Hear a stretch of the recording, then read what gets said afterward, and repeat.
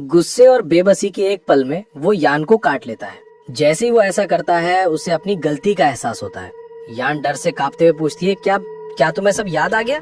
ये सवाल सुनते ही चाओ वू को एहसास होता है कि उसने एक बहुत बड़ी गलती कर दी है। लेकिन यान वही नहीं रुकती, वो फिर से वही सवाल पूछती है, जिससे चाओ वू को गिल्ट महसूस होने लगता है, भले ही उसे पता न हो कि उसने क्या किया। दोनों एक दूसरे को पूरी खामोशी से घूरते रहते हैं। चाओ वू देख सकता था कि यान डर से कांप रही थी, जैसा वो एक मॉन्स्टर को देख रही हो, जबकि यान को पूरा यकीन था कि असली चाओ वू वापस आ गया है। वो सबसे बुरे अंजाम के लिए तैयार थी। लेकिन तभी चाओ वू आखिरकार बोलता है और दावा करता है कि उसने अपनी याददाश्त वापस नहीं पाई है। वो समझाता है कि कुछ सेकंड पहले का उसका बर्ताव इसलिए था क्योंकि उसने अपना आपा खो दिया था और गलती कर बैठा था। वो मानता है कि ये उसकी गलती है, उससे माफी मांगता है और ऐलान करता है कि वो खुद को सजा देगा और आज रात दूसरे कमरे में सोएगा। वो ब्रेकफास्ट छोड़ने या 1-2 महीने सोने का भी प्लान बनाता है, बस यान को बेहतर महसूस कराने के लिए। ये यान के लिए अच्छी खबर थी ना, तो फिर वो उसे जाते हुए पुकार क्यों रही है? इस लड़की को समझना सच में नामुमकिन है।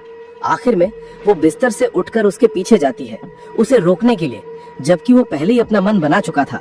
फिर भी चावू उसे रोकता है और चेतावनी देता है कि उसका वहीं रहना बेहतर है, क्योंकि अगर उसने यान की खुशबू महसूस कर ली तो उनका अलग कमरों में सोना बेकार हो जाएगा। उसकी आवाज में दर्द था और उसकी आंखों में आंसू आने वाले थे जब उसने ये रिक्वेस्ट की, और यान देख सकती थी कि वो अपने फैसले पर अटल है।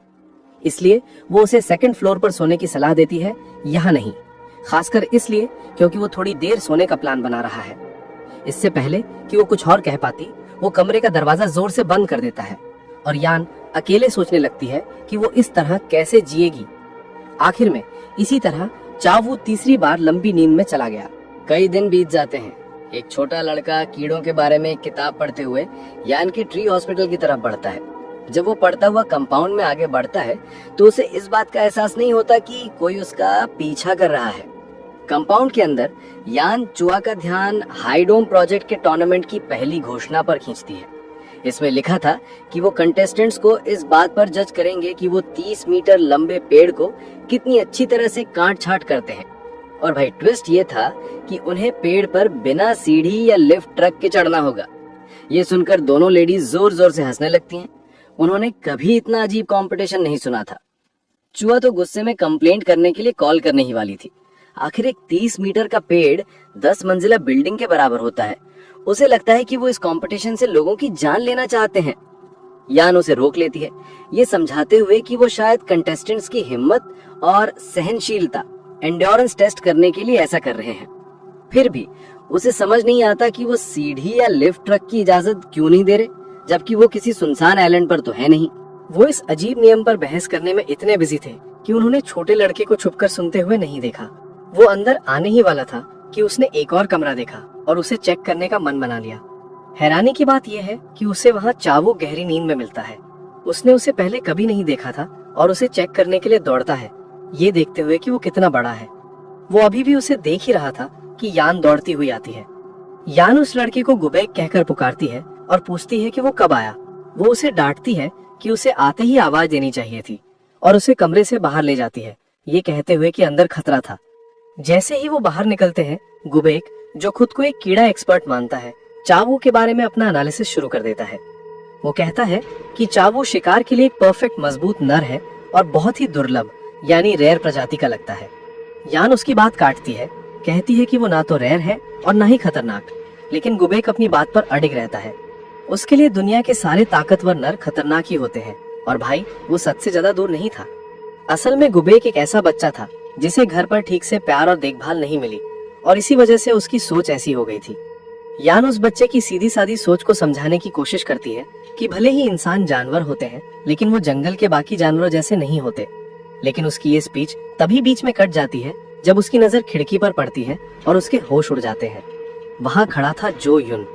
यान गुस्से में पूछती है कि वो वहाँ क्या कर रहा है। जो युन कहता है कि उसने बच्चे को कंपाउंड में आते देखा, इसलिए वो पीछे पीछे चला आया। चावू के आने पर जहाँ गुबैक ने उसे एक ताकतवर नर कहा था, वहीं जोयुन को देखते ही गुबैक नतीजा निकालता है कि ये एक बदमिजाज, बर्बाद हो चुका नर है। उसका ये कमेंट जोयुन को चुभ जाता है, लेकिन किसी को कोई फर्क नहीं पड़ता। यान गुबैक को इंतजार करने के लिए कहती है जब तक वो इस आदमी से निपटती है। सबसे पहले वो जानना चाहती है कि जो यून उसके घर पर क्या कर रहा है और पुलिस को बुलाने की धमकी देती है। लेकिन जो यून उसकी धमकियों को हवा में उड़ा देता है और सीधा पूछता है, क्या वो लड़का तुम्हारा बच्चा है? यान समझ जाती है कि वो क्या सुनना चाहता है, इसलिए वो उसे थोड़ा ट्रोल करने का फैसला करती है और ऐसे बिहेव करती है जैसे गुबिक सच में उसका बेटा हो। ये सोचते ही जो यून के पैरों तले जमीन खिसक जाती है। वो बिलीव करने लगता है कि यान सालों पहले इसलिए गायब हो गई थी ताकि वो अपने प्रेग्नेंट होने की बात छुपा सके। यान उसे बताती है कि वो गायब नहीं हुई थी, बल्कि उसकी वजह से उसे नौकरी से निकाल दिया गया था। लेकिन जो यून का ड्रामा चलता रहता है। उसे लगता है कि यान ने उसे धोखा दिया है और वो एक फेलियर है। दिल टूटा हुआ वो चीख कर कहता है कि वो उसे इस तरह से कैसे धोखा दे सकती है और ऑर्डर देता है कि वो अभी के अभी फैमिली रजिस्ट्री ऑफिस चले। वो दावा करता है कि वो उसकी शादी की बात तभी मानेगा जब वो मैरिज सर्टिफिकेट देखेगा। लेकिन भाई यान को उसके इस ड्रामे से कोई फर्क नहीं पड़ता। वो आराम से पुलिस को फोन लगाती है और एक स्टॉकर के उसके घर में घुसने की रिपोर्ट कर देती है। वो उनसे जल्दी आने के लिए कहती है क्योंकि स्टॉकर या तो नशे में है या बस बेकार की बातें करके सीन बना रहा है। ये देखकर कि वो उसे स्टॉकर बुला रही है, जो यून और जोर से चिल्लाने लगता है। उसके मुताबिक वो यहाँ कोई क्रिमिनल नहीं है और यान सर्टिफिकेट ना दिखाकर बात को बढ़ा रही है। लेकिन यान शांत खड़ी रहती है। वो अब एक बिल्कुल अलग औरत बन चुकी थी। वो जानती थी कि जो यून यहाँ इसलिए नहीं है क्योंकि वो उससे प्यार करता है। वो जानती है कि जब उसे नौकरी से निकाला गया था तब उसने न जाने कितनी लड़कियों को लाइन मारी होगी। उसे यकीन था कि वो यहाँ सिर्फ इसलिए है क्योंकि उसे आज भी लगता है कि यान पहले की तरह कमजोर है। लेकिन भाई लोग, पिछले 2 साल में यान ने जो झेला था, जिस दिन से वो चावू से मिली, उसके शैतान भाई का सामना किया, उसके सामने ये जो यून तो एक मच्छर के बराबर था। जब वो उसकी बकवास सुनते सुनते थक जाती है तो वो उस पर मिट्टी फेंकने की धमकी देती है और उसे चेतावनी देती है कि वो उसकी पर्सनल लाइफ से दूर रहे। और ये सुनिश्चित करने के लिए कि वो सुनेगा, वो दावा करती है कि उसके पास अब एक बहुत डरावना पति है, यानी कि चावू। वो उसे उनकी पहली मुलाकात की याद दिलाती है और कहती है, मेरा पति काटता है और उसे चीजें दफनाना पसंद है। वो चेतावनी देती है कि अगर वो ऐसा ही करता रहा तो उसे नुकसान पहुंचेगा, इसलिए बेहतर है कि वो यहाँ से चला जाए। उस चेतावनी के बाद वो अपने घर लौट जाती है, उसे वहीं सोच में डूबा छोड़कर। जो यून यान के इस नए रूप को नहीं पहचान पा रहा था। उसे तो वो यान याद थी जो आसानी से डर जाती थी और जिसे काबू करना बहुत आसान था। वो सोचता है कि क्या वो इसलिए इतनी हिम्मती हो गई क्योंकि वो कुछ समय उसके साथ नहीं था, या क्योंकि उसने उस पर नजर रखना बंद कर दिया था। जो भी हो, वो जानता है कि उसने गलती कर दी है। और जब यान उसके मुंह पर पर्दे बंद कर देती है तो वो खुद से वादा करता है कि वो उसे ठीक से वापस रास्ते पर लाएगा। अब यान की मुसीबत डबल हो चुकी थी। एक तरफ घर के अंदर एक कातिल और दूसरी तरफ घर के बाहर एक पागल आशिक। कितनी बुरी किस्मत है। इस बार जो यून मजाक नहीं कर रहा था। उसने स्टॉकिंग को एक नए लेवल पे पहुंचा दिया, इतना कि यान को आखिरकार पुलिस के पास जाना ही पड़ा। लेकिन पुलिस उसके दावों पर विश्वास करती नहीं दिखती। यान को पूरा यकीन है कि वो उसके पीछे फिर से पड़ गया है। क्यों? शायद इसलिए क्योंकि उसने उसे उस दिन 3 बार देखा था। लेकिन पुलिस को लगता है कि ये बस एक इत्तेफाक हो सकता है। फिर हर सुबह उसके दरवाजे पर गुलाब मिलते हैं, लेकिन वो इसका इल्जाम उस पर नहीं लगा सकते क्योंकि उस वक्त वो काम पर होता है। सच कहूँ तो पुलिस के पास उसके खिलाफ कोई सबूत नहीं था, इसलिए वो उसे गिरफ्तार नहीं कर सकते। लेकिन यान हार नहीं मान सकती। वो जानना चाहती है कि क्या वो कुछ कर सकते हैं जिससे जो यून उससे दूर हो जाए, क्योंकि उसे पूरा यकीन है कि वो उस पर नजर रख रहा है। वो उन्हें बताती है कि उसने उसे पहले भी स्टॉक किया था, लेकिन जब ऑफिसर ये सुनता है तो उसे शक होता है कि ये सब यान के दिमाग का फितूर है। वो इस संभावना पर इसलिए विचार करता है क्योंकि 2 साल पहले उसने एक हत्या की झूठी रिपोर्ट की थी। हाँ भाई लोग, ये वही केस था जिसमें चावू शामिल था, जिसे उसे कवर अप करना पड़ा था। फिर भी ये सुनकर यान पर कोई असर नहीं होता। जो चीज उसे हिला कर रख देती है वो ये है कि जो यून के स्टॉकिंग का कोई ऑफिशियल रिकॉर्ड ही नहीं है। ये खबर उसे इतना जोर से लगती है कि कुछ मिनट बाद वो अपने कमरे में सोए हुए चावू को देख रही होती है। वो बिल्कुल थकी हुई और हारी हुई लग रही थी, जैसे उसके पास कोई रास्ता नहीं बचा है और वो बस उसे जगाना चाहती है। तभी चूहा कमरे में आती है और उसे चेतावनी देती है, अगर तुम उसे जगाना चाहती हो तो उसके जगने के साथ आने वाले बोझ के लिए भी तैयार रहना। वो उसे समझाती है कि अगर वो उसे जगाती है तो उसे कुछ न कुछ कुर्बान करने के लिए तैयार रहना होगा। वो उसे हमेशा एक कातिल की तरह ट्रीट करके दूर नहीं ढकेल सकती। चूजा जानती है कि यान उसकी मदद चाहती है, लेकिन सलाह देती है कि अगर उसे मदद चाहिए तो उसे चावू को एक नए इंसान की तरह देखना होगा। अभी वो सिर्फ एक खाली बर्तन की तरह है, चूजा कहती है। पुराना वो जा चुका है और कोई नहीं जानता कि वो अब कौन है। तुम उसमें जो भरोगी वो वही बन जाएगा। अगर यान इस सच को नहीं अपना सकती तो बेहतर है कि वो उसे ना जगाए। लेकिन यान इस सच को कैसे अपनाए? उसने तो पहले ही खुद से कह दिया था कि एक कातिल हमेशा कातिल ही रहता है और उसे दूर कर दिया था। उसने ऐसा इसलिए किया ताकि वो एक भटके हुए इंसान को धोखा देने के गिल्ट से बच सके। जब वो खाद फर्टिलाइजर बना रही होती है तो वो खुद को इस बात के लिए कोसती है कि वो उसे दूर करने के बाद भी कितनी बेशर्मी से उसकी जरूरत महसूस कर रही है। वो खुद भी हैरान है कि वो इतनी स्वार्थी कैसे हो सकती है। वो जानती है कि अगर चाहो वो जाग गया तो वो उसकी स्टॉकर वाली प्रॉब्लम को चुटकी में खत्म कर सकता है, लेकिन उसे यकीन नहीं है कि वो एक कातिल पर भरोसा कर सकती है। आखिर में वो फैसला करती है कि उसे उस कातिल वाले हिस्से पर भरोसा करने की जरूरत नहीं है, लेकिन वो उसके नए हिस्से पर भरोसा कर सकती है जो सिर्फ उसके लिए जीना चाहता है। जब तक वो खाद बनाना खत्म करती है तब तक आधी रात हो चुकी होती है। अपने विचारों को सुलझाने के बाद वो जानती है कि उसे क्या करना है। तभी उसे अपनी खिड़की पर कोई अंदर झांकता हुआ दिखता है। वो जो यून था और एक बहुत ही क्रीपी आवाज में वो उससे कहता है, तुम्हारा कोई पति नहीं है। जैसे ही वो ये कहता है, चाओ वो आंखों में आंसू लिए जाग जाता है। उसके पास यान गहरी नींद में सोई हुई है, मतलब जो कुछ भी पहले हुआ वो बस एक बुरा सपना था। चाओ वो के जागने के थोड़ी देर बाद यान भी जाग जाती है और वो पूछता है कि वो कैसी है। यही तो यान चाहती थी, उसे जगाना। अब वो एक ऐसे आदमी को देख रही है जो कुछ घंटे पहले पत्थर की तरह बेजान पड़ा था, अब उसकी आंखों के सामने हिल डुल रहा था। क्योंकि वो जाग गया है, वो जानना चाहता है कि क्या वो आखिरकार आजाद है और सोचता है कि यान ने उसे और डांटा क्यों नहीं। फिर भी वो शांत रहती है।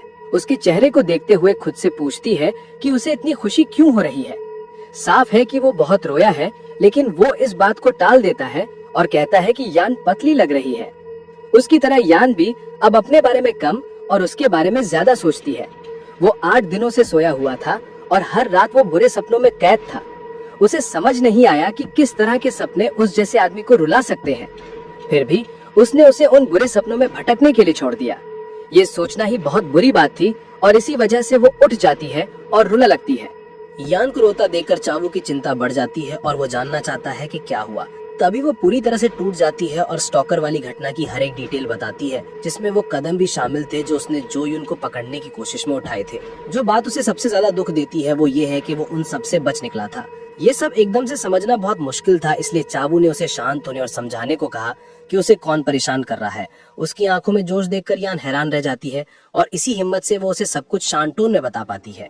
उसकी सारी बातें सुनने के बाद चावू ये नतीजा निकालता है कि यान बहुत कुछ सह रही है और उसने उसे इसलिए जगाया ताकि वो उसके लिए चीजों को संभाल सके। उसकी बातें सुनकर यान को लगता है कि वो उसे बेशर्म समझ रहा है, लेकिन वो ऐसा नहीं सोचता, बल्कि वो उसे जोर से गले लगाता है और कहता है कि उसने सही काम किया।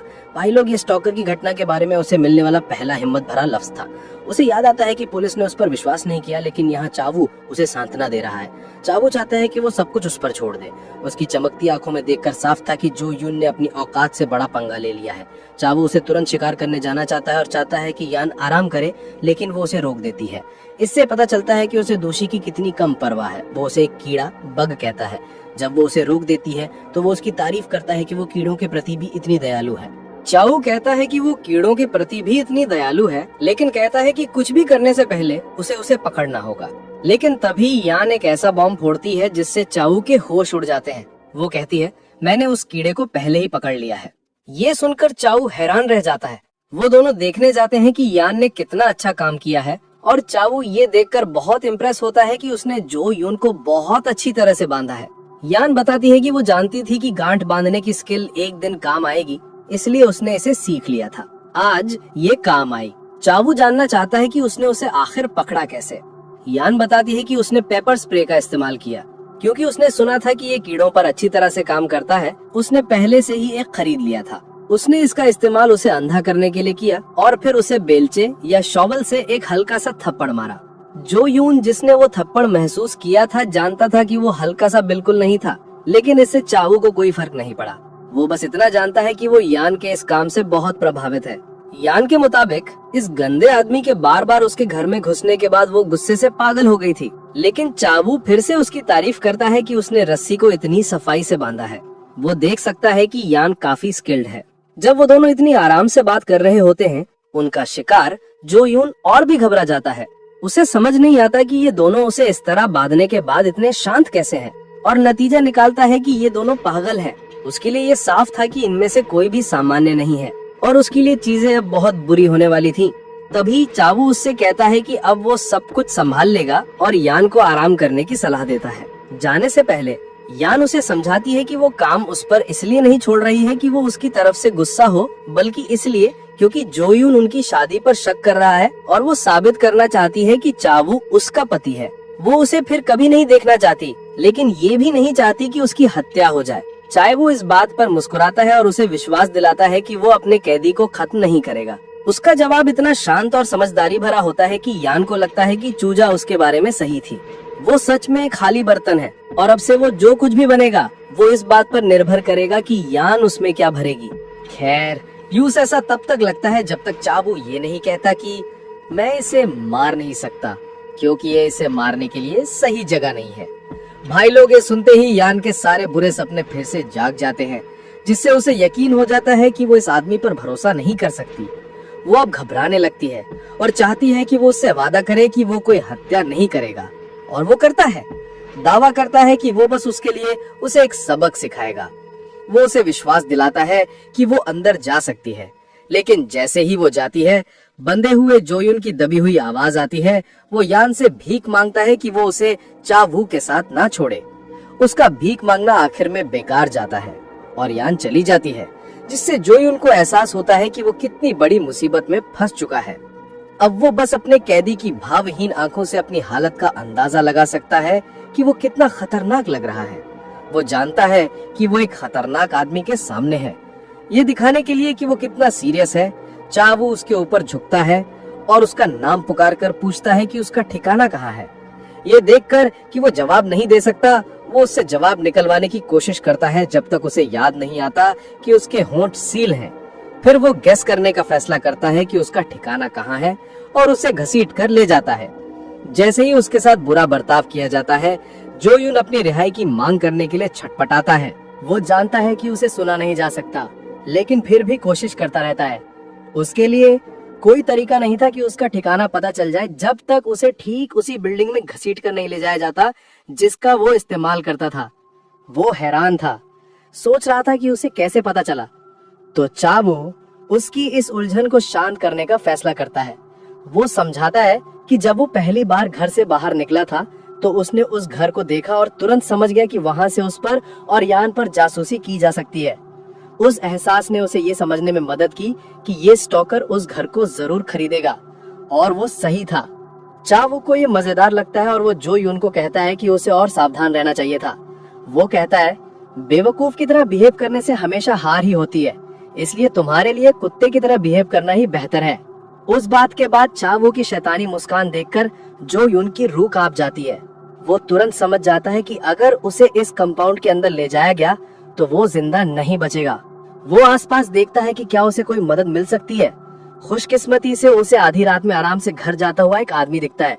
वो उस आदमी को अपने बचाने वाले के रूप में देखता है और मदद के लिए भीख मांगने की कोशिश करता है, लेकिन उसका बचाने वाला कोई जवाब नहीं देता।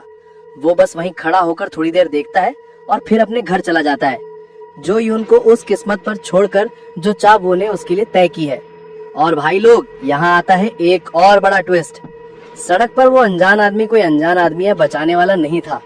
वो पिछले 2 सालों से यान और चावू पर नजर रख रहा था, और इतने समय बाद अपने मालिक को इतने करीब से देखकर वो खुशी से झूम उठता है।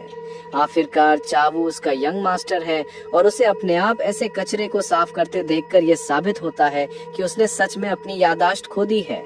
उसे लगता है कि उसके मास्टर की उंगलियां अब गंदी हो गई हैं और उसे उनकी बेहतर देखभाल करनी चाहिए, क्योंकि वो बहुत कीमती हैं। वो जानता है कि भले ही चावू बच्चा बन जाए, वो जोयुन जैसे कीड़ों को आराम से संभाल लेगा, लेकिन सब कुछ साफ सुथरा करने के लिए वो बीच में आने का फैसला करता है।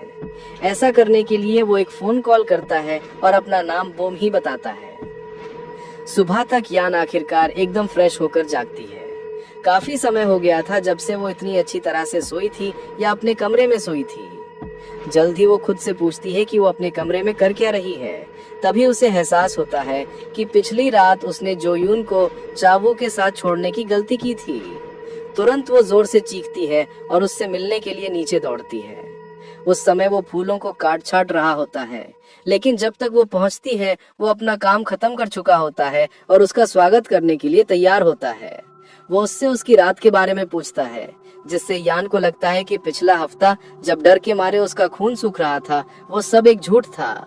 वो उससे पूछती है कि वो क्या कर रहा है और वो जवाब देता है, फूल सजावट की प्रैक्टिस कर रहा हूँ। वो जल्द से जल्द काम पर वापस जाना चाहता है क्योंकि वो अपनी सामान्य जिंदगी में वापस लौटना चाहता है। यान ऐसे बिहेव करती है जैसे सब ठीक है, लेकिन उसे ये देखकर बुरा लगता है कि एक ऐसा इंसान जो कुछ नहीं जानता उसकी हर बात सुनता है और उस पर अमल करता है। पिछली रात की घटना उसे और भी दोषी महसूस कराती है, लेकिन चावू उसके विचारों को तोड़ता है ये पूछकर कि क्या वो उसके बाल बांध सकता है।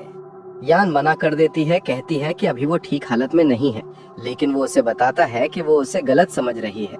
वो बस उसके बालों को छूना चाहता है और आखिरकार वो मान जाती है। जब वो उसके बाल ठीक करने लगता है तो उसे एक समय याद आता है जब उसने किसी औरत को अपने बाल बनवाते देखा था, जबकि उसके पास ऐसा करने के लिए कोई नहीं था। अचानक चावू उसे बीच में रोकता है और बताता है कि जोयून अब उसे कभी परेशान नहीं करेगा। वो उसे विश्वास दिलाता है कि अब वो आराम कर सकती है और उसके बालों को समेटता है, जिससे वो उसके मुताबिक बहुत सुंदर लग रही थी। यान उसकी इस तारीफ पर विश्वास नहीं करती, तो वो आगे कहता है कि उसका चेहरा शायद लोगों को पागल कर देता होगा।